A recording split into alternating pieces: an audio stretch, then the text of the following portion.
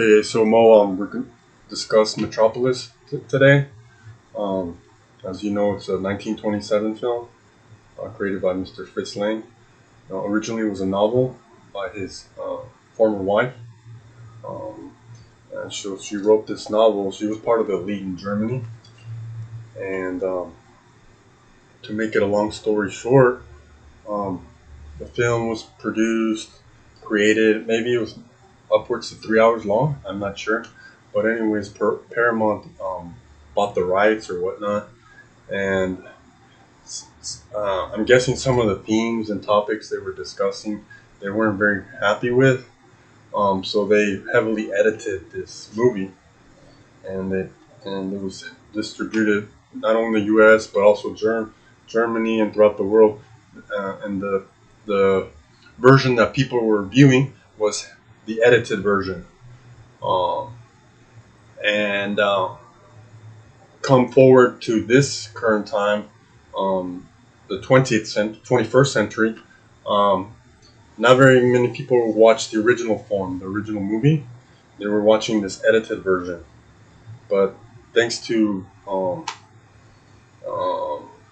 modern technology, they found the original version, or for the most part, the whole thing in Argentina or whatnot. And come 2008, we are now able to see the original movie, and I think it's a treat because it's very relevant to what's going on in as we speak today. Um, and I'm just curious, Yeah, any thoughts? Yeah. yeah. So this is one of those movies that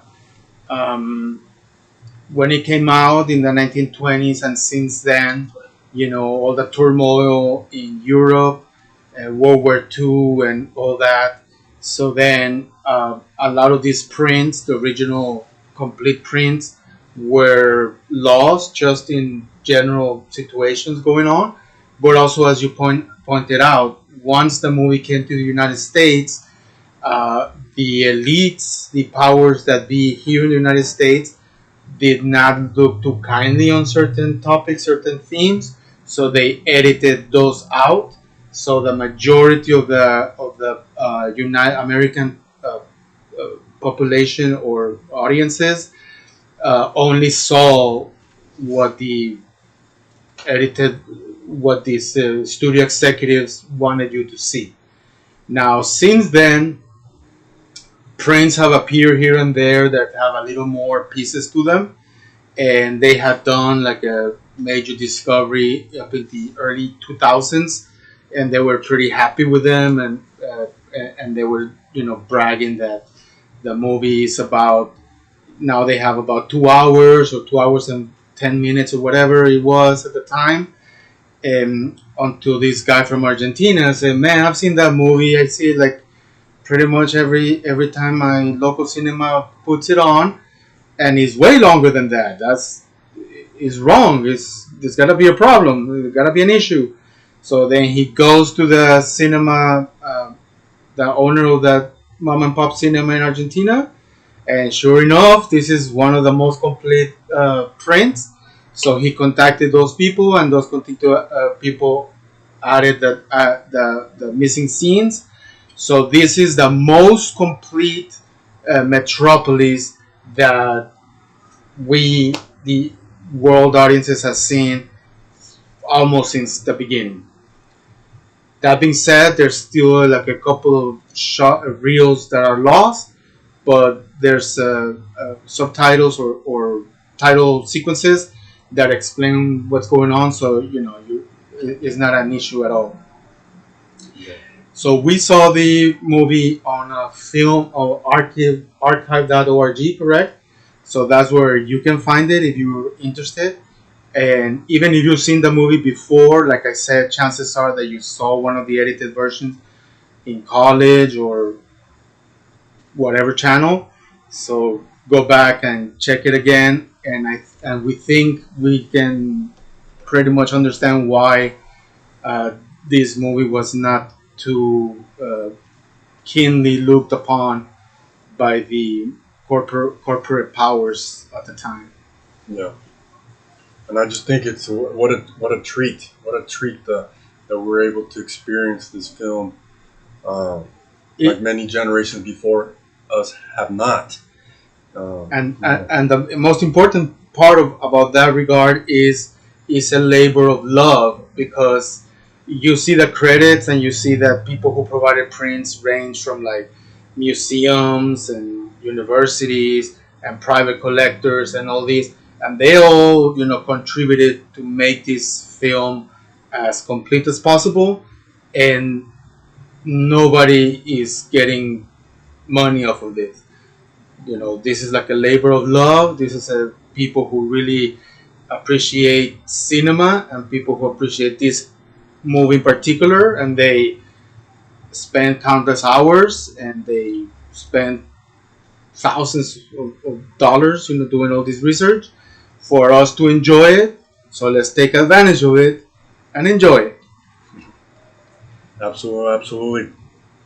With that said, not to go too much of a tangent, do you think the original version that we more or less are viewing was conveniently lost because of the heavy the prophetic themes, perhaps that or it's shedding light into this world of elites that they don't want the general public to see?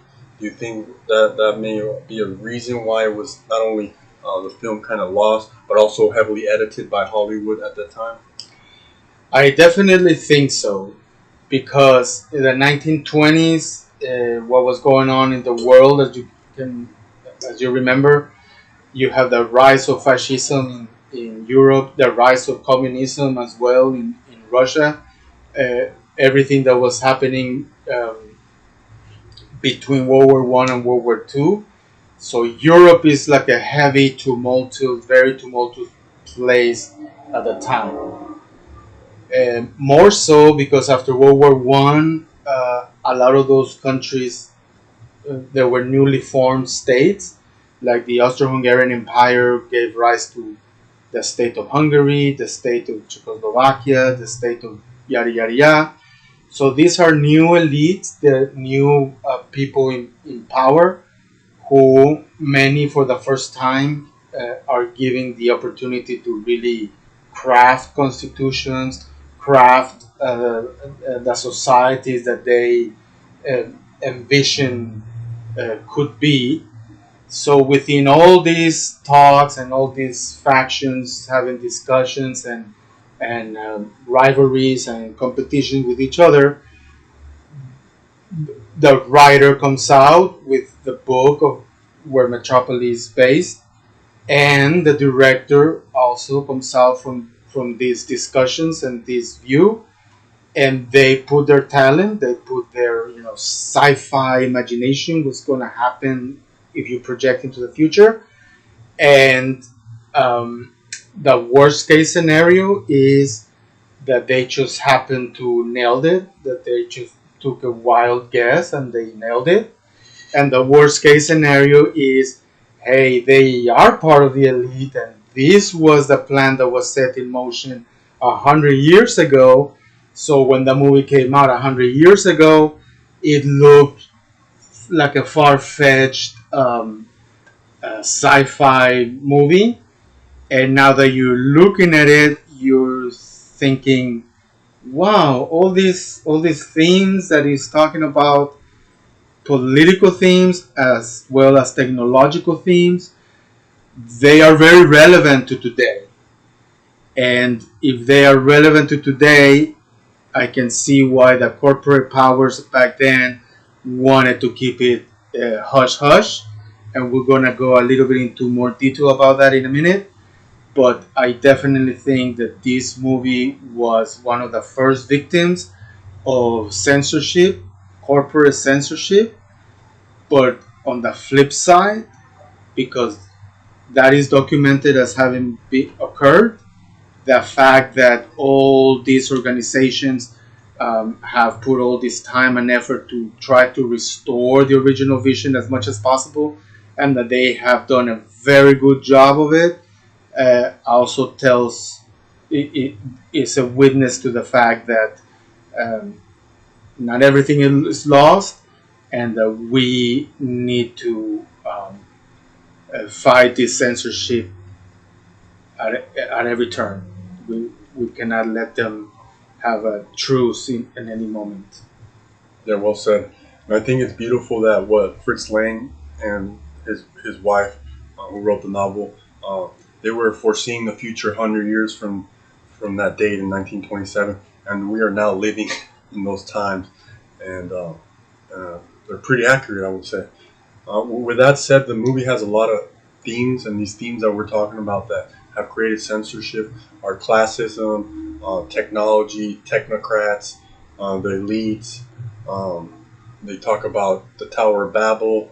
With that said, is there any specific theme that I just mentioned that would be worth talking about? They're all worth talking about. Yeah, but we're jumping into right yeah, now.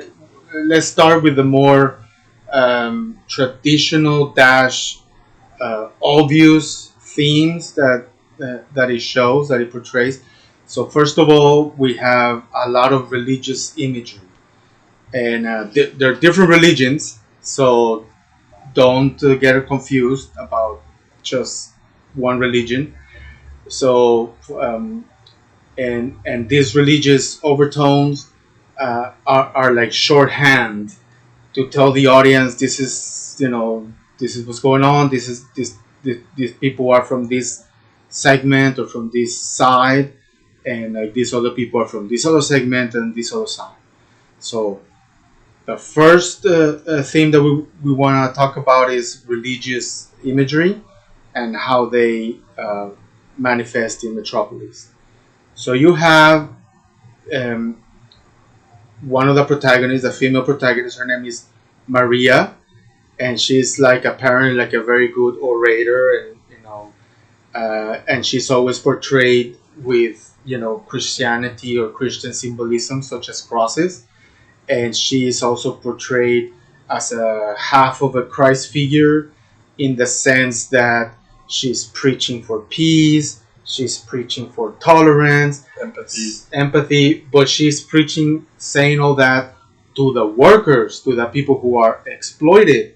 And the people who are exploited, they are losing patience. They're saying, hey, what you're saying is nice and dandy, but you should go tell them, the rich people, all that, because they keep doing all that to us. See, we can't, just continue, spewing all these love thy neighbor as yourself type of mentality while we are being exploited left and right. So then she says, yes, I agree with you guys. We need a second figure, who is the mediator. And the mediator turns out to be Frederick Jurgensen, I think, who is the son of the main industrialist, the main capitalist of the movie.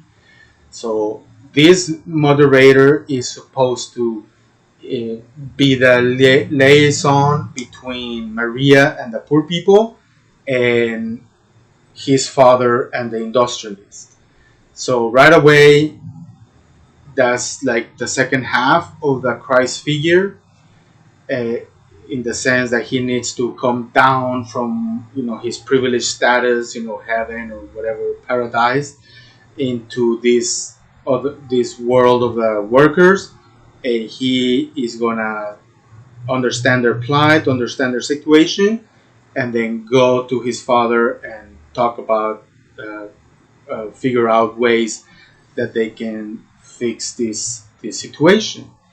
And he's further emphasized as a Christ figure when he takes the place of one of the workers, and he's supposed to be moving these kind of clock hands, and at some point the clock hands are behind him, and he is kind of like on a cross motion, and then he implores to his father, who's like God in this case, and he said, "Oh, Father, when will that 10-hour shift end?" Right, echoing what Jesus Christ said, "Father, why hast thou forsaken me?" So then that's like the Christian religious symbolism. Now, the elites, the capitalists, the industrialists, Now they are never seen worshiping anything close to Christianity. So that should tell you what the director was expressing about our elites that run the world today. And they're referred to several times as the Tower of Babel. Now, the Tower of Babel is the story of these industrialists of their time who wanted to create like this super awesome monument, the Tower of Babel, because they saw themselves as gods and that they could compete with any god. So they created the Tower of Babel.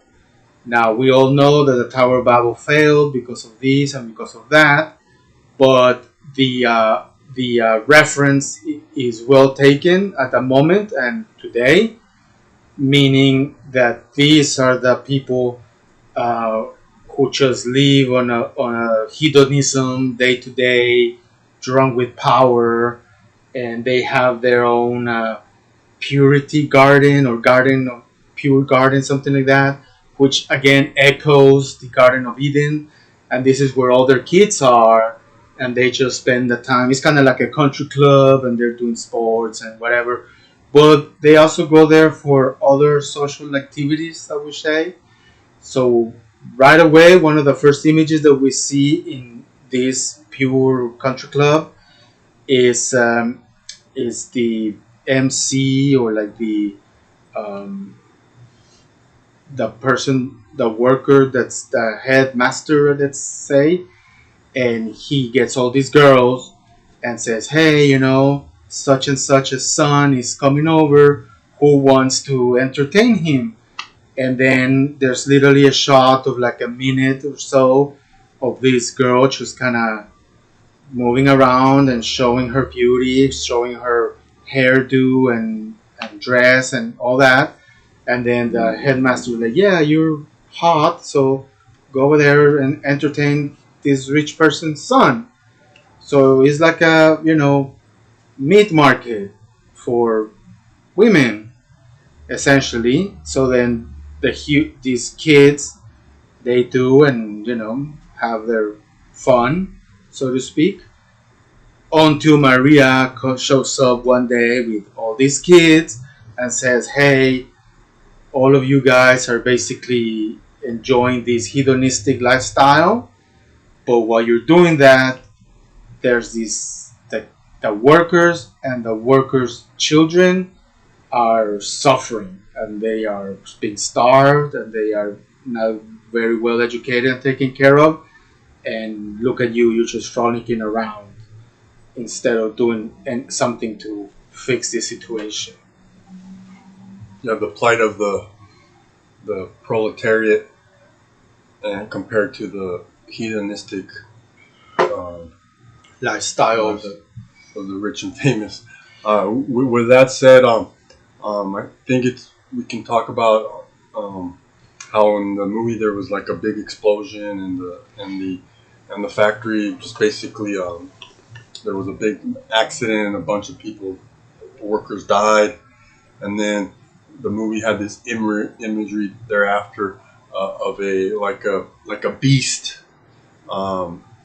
What I could compare it to would be like an Egyptian, one of those the giant sphinx with the mouth open, and then these slaves, you could say, are being fed to this beast to die.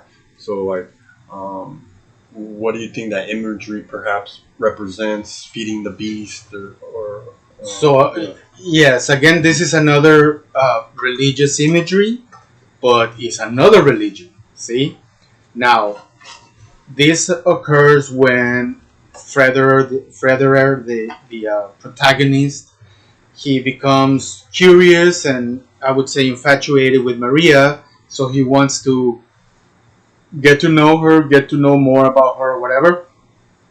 All he knows is that she lives in the workers section.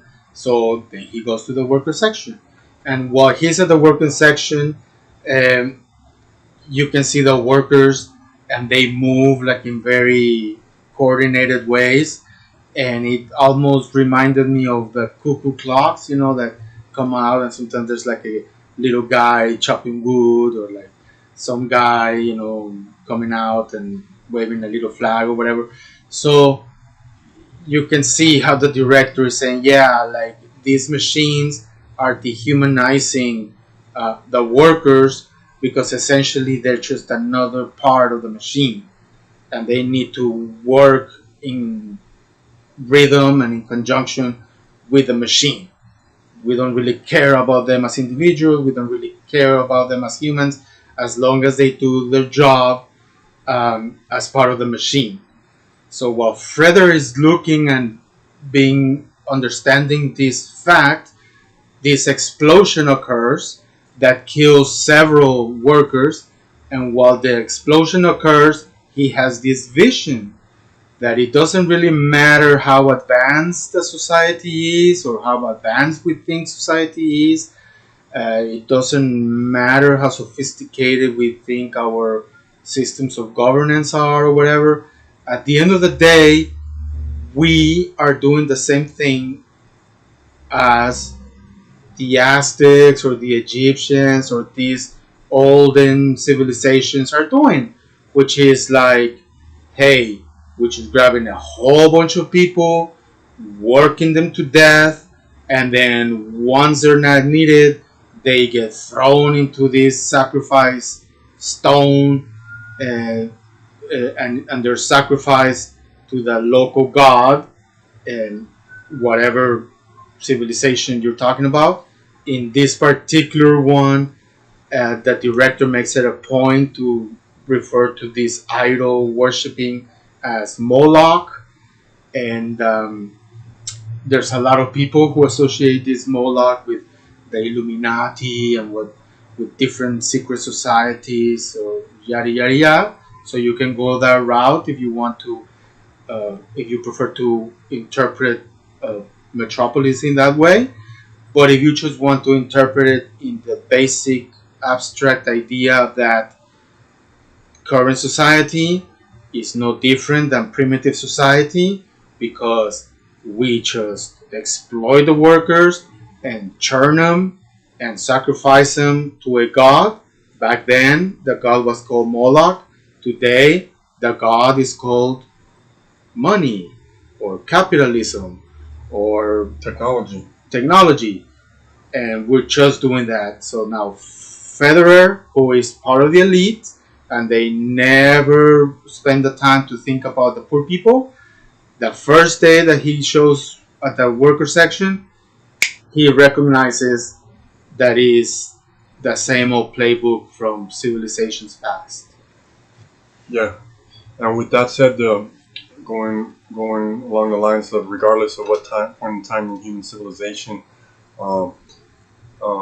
if man thinks they're gods, it can lead to these type of situations. You can interpret it that way as well. When man decides to be godlike, they exploit people. They don't look at them as equals. In fact, in the movie, the workers are numbers. You could say that's the case nowadays. Perhaps the social security number is something these elites. I mean, it's going out there, but going back to these timeless. So be very careful when humans, in my opinion, when human is thinks they're God. Because that was the warning with the story of the Tower of Babel, right? Like the reason the people, those who decided to get that construction undergoing, because they saw themselves as gods. So then it's bringing that same critique to the current, the current meaning in the 1920s, the current elites. So the current elites, the current capitalist, industrialists at that time, they see themselves as gods, that they have the power to create cities, to create new societies, and to impose or encourage the religion or the value system that they want to impose. That's how they see themselves. And of course, that doesn't always happen. And in this particular case, Maria is like an organic movement that is grown, like I said, from the grassroots level, like organically, but at the same time is not a threat or not important yet. Now, when Federer goes to his father, and says, "Hey, there's been an explosion," and all that, now we realize Federer makes like a passing remark that, "Hey, but what if?" He tells the father, "Hey, we should treat these people better. Like, where do you think they are? Where do you think the parents of these kids are? What do you think they do after work?" And the father just says, "Well, they are where they belong." So Frederick can very well see that his father doesn't think of these people as his equals, as his brothers or sisters or whatever. That his dad is one of those who thinks that they are above, they're superior to the common man, so they are like equal to gods. Now, little does he know that little does Federer know that his father has also been getting reports of workers being found with a strange map. So every time there's like a sabotage somewhere, or there's like an explosion of some kind, and they found these workers with a strange map, and he wants to get to the bottom of it. So because his workers are not able to give him a satisfactory answer, he has to go to, what's the guy's name? Rothwang. Rothwang. So who's this Rothwang character? So then he is portrayed as, if you look at the imagery tropes from back in the day or something, he's like the mad scientist dash alchemist, and also like the guy who has a personal anger against the capitalist because they both were in love with the same woman, Hell, and she chose the capitalist and left him, angry and bitter. So all his life he's been working on this robot, in this machine that captures the essence of that lady, Hell. So Federer's father, the capitalist, Joe goes to this person, and to Rothwang, and he tells him straight up, "Hey man, these are the maps of the catacombs, and the workers, they come here and they talk about their worker issues." So they go spy on them, and they find out that Maria is, yes, indeed, talking to the workers, and telling them to just keep taking it. Don't get angry, don't get upset about being exploited because religion and all that. And this guy's like, no, we need a mediator. We need it as soon as possible, or else we're not gonna be following this situation. So then the capitalist tells the alchemist, put the girl's face on the robot and send the robot to sabotage and destroy the workers' movement. So not only are the elites, the corporate capitalists, the ones in control of building, the cities, building the goods and services or lack thereof, they're also the ones who study these social movements and try to control them or co-opt them. And you were gonna mention something about the Hegelian points about that. Yeah. So what Joe is doing here is the Hegelian dialect is creating the problem so they can become the savior to and find the solution. So that was basically it with the Hegelian dialect there. But just going just on a side note with this mad scientist, during that scene, the mad scientist didn't want Joe to see that his son was there, so he was blocking. And so I think the message there is there's these mad scientists going to today, these guys that are in charge of this AI per se. So a lot of the personality or a lot of the technologies is um, created is with the motives in mind. Keep in mind the motives of these mad scientists, and they kind of are shielding these capitalists from their own ulterior motives. So I think that's just an important side note to take into consideration there as well. So who may play the role of this mad scientist in today's society? Well, it can be anywhere from like the Council of Foreign Relations, the Carnegie Mellon Institute of this and that. So all these kind of think tanks associated with universities or research institutions, those are the ones that play the role of the mad scientist in Metropolis, because they're the ones who like are always out there doing some research about something or other, and eventually they can come up, they make these random connections, and now And they have a personal agenda too. they have their own personal agenda. When they make these connections, then they go to the capitalists, investment bankers or BlackRock or whatever, and they're the ones who fund these plans that they come up with.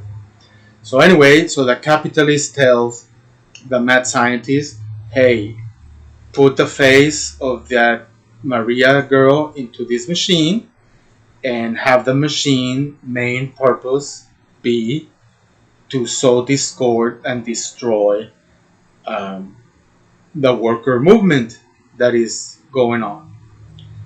So what happens? Okay, so the mad scientist puts the face of Maria into this machine, and then he says, it's implied, how can I destroy society? So you destroy the society through the 7 deadly sins, which is hedonism and lust and gluttony and this and all that. So she is quote unquote presented into society, and they make it a point to label this the top of the top as the top 10,000 of that society. So she goes in there and she has some funky dance, kind of letting the audience know that this is like a robot. There's something off about this person, but she manages to raise these instincts of those people, right? Lust and yada yada yada. So much so that they make it a point of saying like, man, there were a couple of people who were lifelong friends, and then once they started to compete for the affection of this woman, they started, literally got on a duel, and one of them killed each other and all that kind of stuff. So the point is that something that was designed to destroy the workers and their movement by using entertainment and lust and music and Hollywood, it was so successful at destroying the workers that it also partially destroyed the elite circles, particularly like the younger generations of this elite who were already um, half decadent I mean, we were introduced to them in the beginning of the movie. They spend their time on the Purity Garden or whatever it is, which is essentially like a country club. And in this country club, they literally can pick and choose which woman they want to, have fun with that day. So if we go back to the movie Stardust, in that regard, they will be like apathetic. They're just kind of living life, enjoying life, and being sedated from reality. And this creation that was this robot that was created to sow discontent in the lower class also does the same thing at the upper class. And that's a big no-no. Yeah, there's so much to talk about this. Definitely the Hegelian dialectic is an important theme for sure. Now, the movie has a recurring theme, which is the hands and the head, and the mediator between the head and the hands is the heart. Well, what are your thoughts on that? So what they mean by head is pretty much the capitalists. They are the ones who design the economic system. Literally design the buildings and the cities. So for simplification purposes, they are referred to as the head. And then the workers, they're referred to as the hands, because they're the ones who get everything done. And then the director keeps saying that there's got to be a mediator between the two. So there's got to be an institution or a set of institutions between the capitalists, industrialists, and the workers. Now, there's a lot of interpretation of what that could be, but again, going back to early 1900s, going back to like the end of World War One and how all these states were being created many times for the first time, then you can see that some people interpret the government, the state, to be the mediator between the laissez-faire capitalism and the masses that are, by and large, uneducated and still superstitious in their religious beliefs. Other people who might fulfill this category would be like political parties or non-profit organizations or unions, workers' unions, police unions, things like that. There can be the ones that can act as go-betweens, the workers and the employers. There's open for interpretation. But what is certain is that at that time, that was a shortcoming. That was a power vacuum. There was a power vacuum that needed to be filled, and the director is like clamoring and saying, "Hey, somebody needs to come and step up in this role, because if nobody goes as in between, the only other option is the workers are gonna get upset and gonna rise up, or what happens in the movie." And this is why it was very heavily censored in the United States, where the capitalist plan is to make the workers, to use the Maria robot to convince the workers that what they need is to destroy the factories. And by destroying the factory, little do the workers know, that that's going to cause a major flood, and this flood is going to go to their quarters, where their apartments and their homes are. And since they're not there, the workers are not there because they're up here destroying factories, only their children are there at home, and the children are going to be drowned.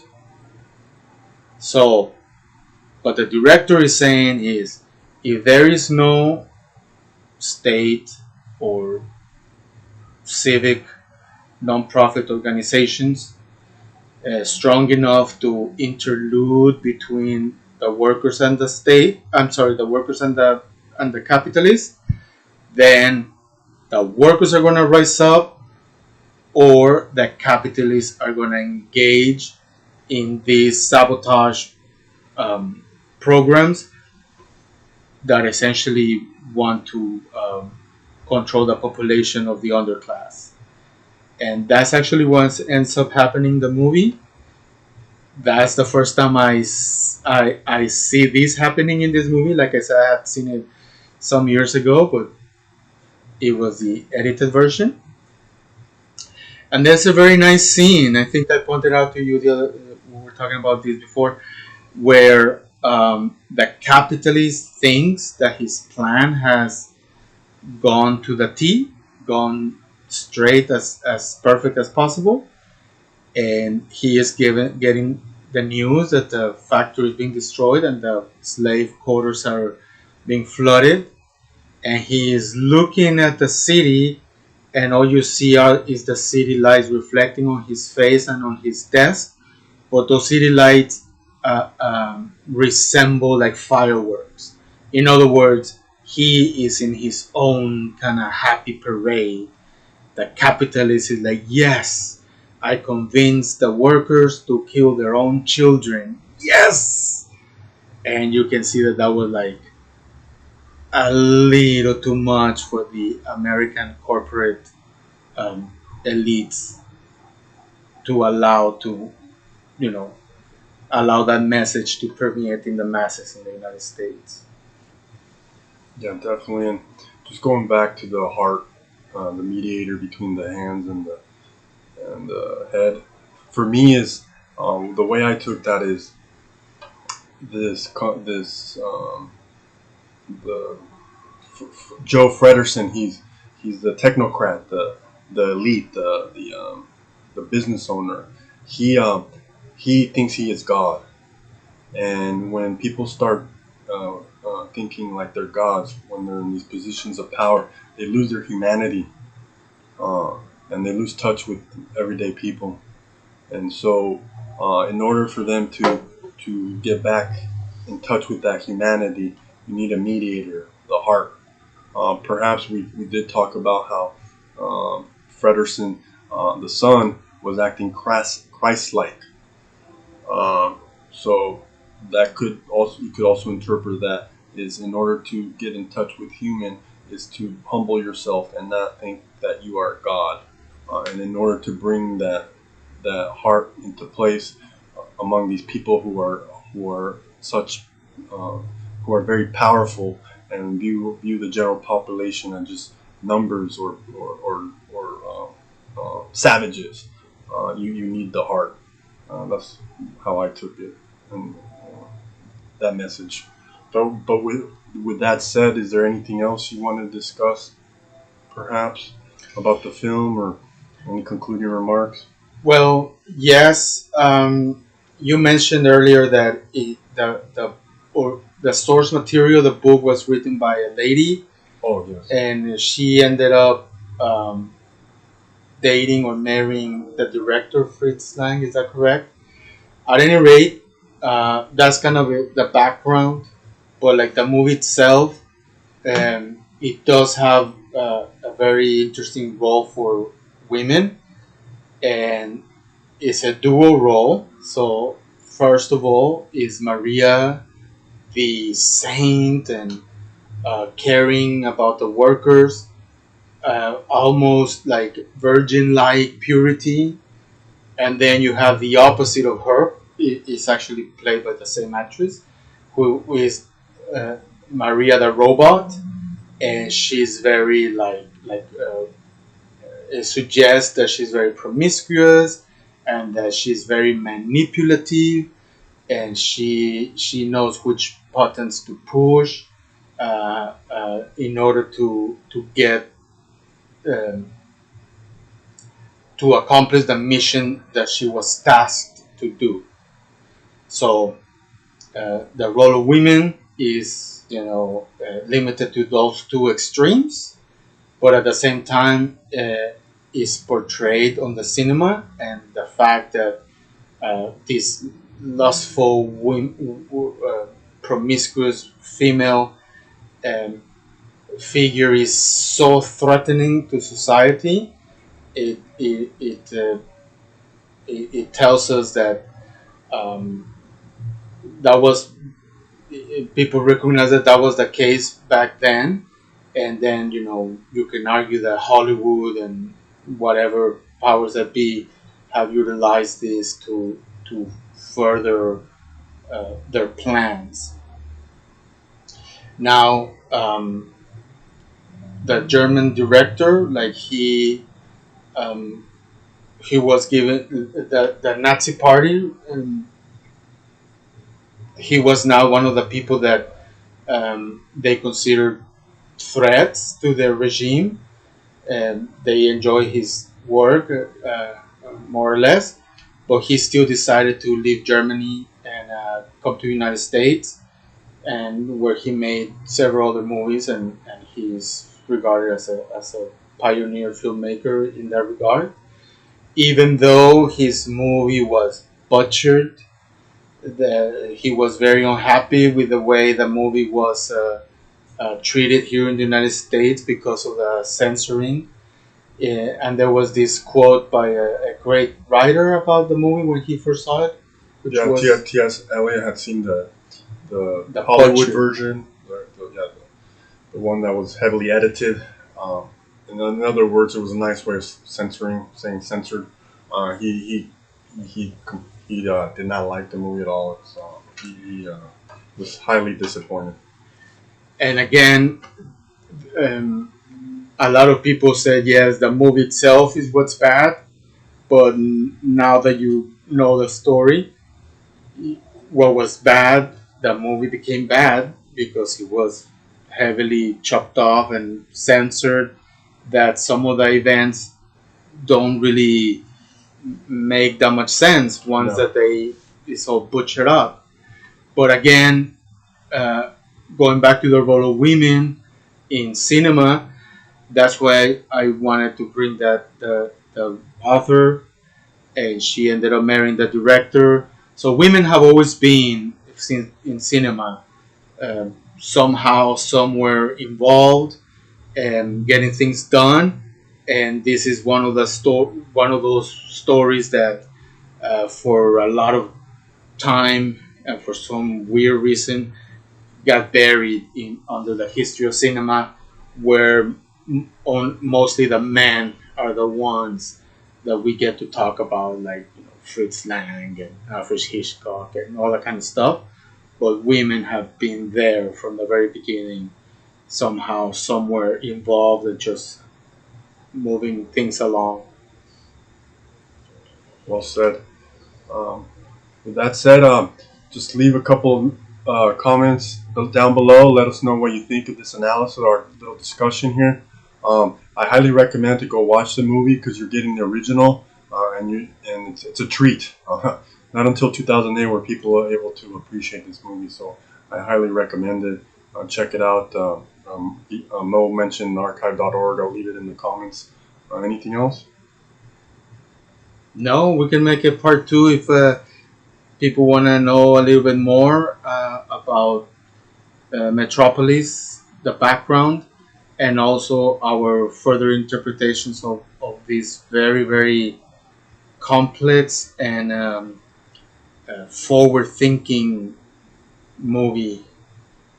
And thank you, universe.